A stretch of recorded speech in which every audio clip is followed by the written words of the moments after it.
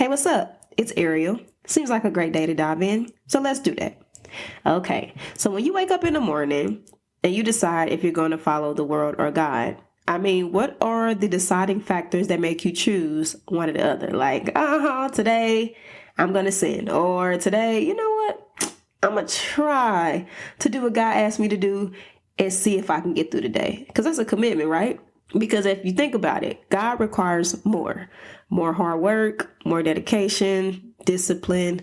You need that plus a whole lot more in order to have a continuous, in a good relationship with God. Like, you have to continually work at it to keep it strong with any relationship, right? Like you would have to do with any relationship, but his relationship is, of course, the best one. To me, though, I don't want to speak for you, but the world, when you think about it, requires a lot too, though, right? It just makes it easy to follow behind the world, the crowd, oftentimes clouding our judgment about what God really wants from us. So when you think about deciding to follow the world or to follow God, the world is always going, here you go. It's going to put his hand out and dangle it in your face and be like, yeah, that's the way. Like, let me do that way. Like, that way is cool. Or you can also, follow God, which while going through different things, you have different trials, tribulations, as you do with the world. The benefit of following God, though, is there's always an upside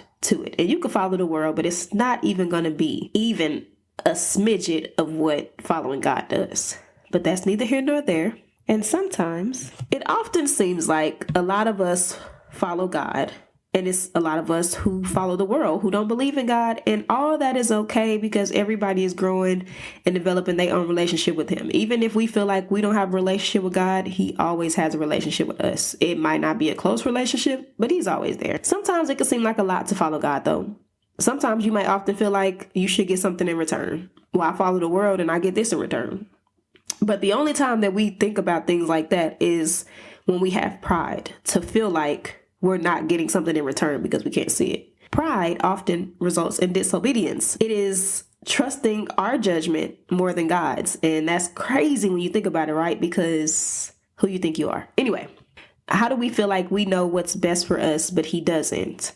And I struggle with this on my own. So lately, it's been something. And then just sometimes feeling like what I'm doing isn't on the right track, or what I'm doing isn't the way that it should be, or it's not going the way that it should go. Like, I'm really in control of it, and sometimes that's a problem all in itself, because again, that's where pride comes in at. Me feeling like I'm in control of something that I'm not in control of, feeling like that what I'm feeling or what the way that I feel like it should go is the way that it should go, when God is already doing what it is that he needs to do. And I just keep trying to step on his toes. For what, though? I asked that question, like, when you wake up in the morning, you decide to follow the world or God. Who, consciously decides, if you're a Jesus follower, oh, I'm going to follow the world today? Nobody does that. Not really. Well, I don't. So I don't want to speak for y'all, but I don't feel like when I wake up and decide, oh, I'm going to follow God, I wake up with the clear intention, I'm following God today. And then something will sneak in and be like, haha, no, you're not. You thought that's what was happening, but I'm in control of this. You ain't. And that's when the constant things in life, the different things that you're doing, the different ways that you're used to moving, is what takes over your mind. Because again, you have to be consistent. You have to be disciplined. Just like if you're working at something with your relationship with God, you have to be intentional. And if you're not intentional on what you want to do, just like you wake up in the morning, you decide if you're going to work out, or I'm going to watch this motivational video, or I got, this vision board of things that I want to do and things that I want to accomplish. You set out and you make goals and you make plans to do things that you know that you want to do, to reach goals that you know that you want to reach. And with God, you just feel like it's going to happen, or it's just going to come day to day, and I can just decide today or tomorrow if it's going to work or not. And that's crazy when you think about it, right? Because you don't do that with anything else, but you do it with the one person who should matter to you the most, the relationship that should mean the most. And when you follow worldly things, idols, as God will call them, what do you get in return with that?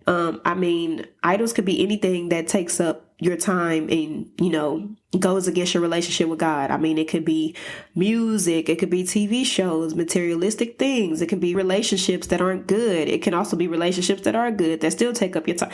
It could be so much more than, I don't know, when you think about idols, you think about like a statue. I mean, I don't know. I'm just letting you know that anything is considered an idol that stop you from developing a relationship with God. And we're all guilty of that in some form or fashion. And it's sad, but it's true.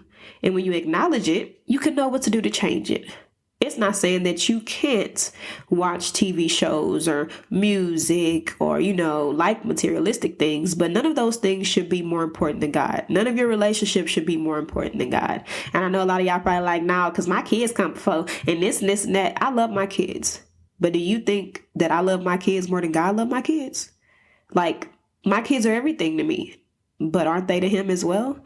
Like, you have to think that this creator of all things know what he's doing and leans to his own understanding and not ours at all. I honestly think it's fear to follow behind what you can't see. But you can let the devil lead you in situations and you can't see him either. We just be letting him string us along. Oh, like, dude be on the go all the time. He goes from this situation to that person, to this person and that person. And let's not give him all credit, because sometimes it's not even him. Sometimes it's God just trying to straighten our paths. And the closer you get to God, you know what feels right and what doesn't. And anybody who gets closer to God and starts to develop a relationship with it, you just feel wrong in certain situations. Like, oh no, like, like, nah, I can't. Like, it just feels wrong.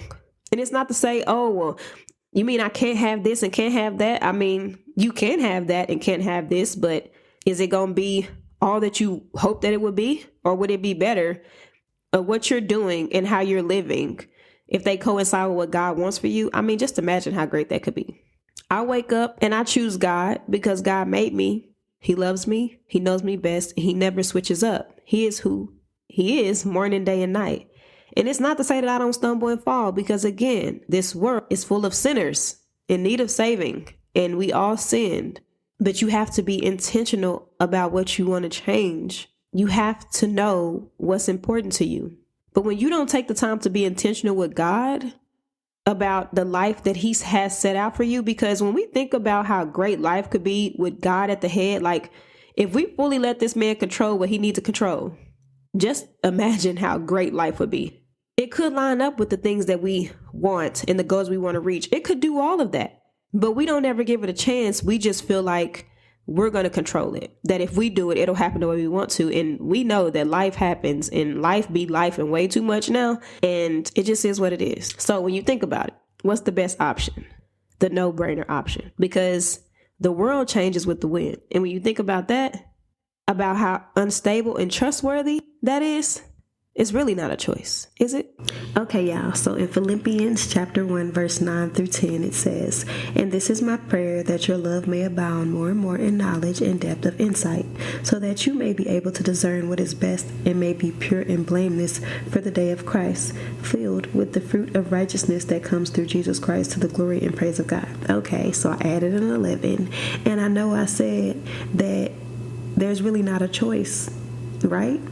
But it is a choice, your choice. I just hope you make the right one for you, because at the end of the day, you're the one living it. I love you. Be back.